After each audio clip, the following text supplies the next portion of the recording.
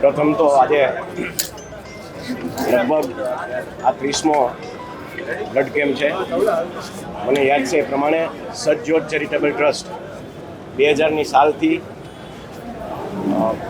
Registered રીતે અમે blood camp કર્યા છે, પણ એની પહેલાં પણ મારા મિત્રોએ લગભગ 7-8 વર્ષ ત્યાં કરતા હતા. લગભગ આ 30મો બ્લડ કેમ્પ આયોજન કરવામાં આવેલ છે.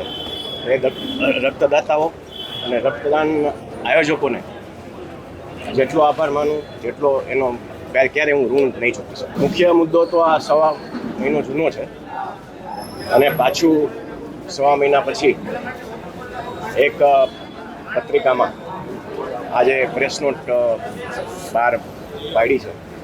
એમાં ક્યાંક ને ક્યાંક રાજકીય રીતે ખોડલધામ ડિસ્ટર્બ થાય એવું મને ખોડલધામ સાથે જોડાયેલા મિત્રો આપ જુઓ આખા ગુજરાતભરમાં લગભગ અમારે રજિસ્ટર્ડ કન્વીનરો અને સહકન્વીનરો 500ની ઉપર છે.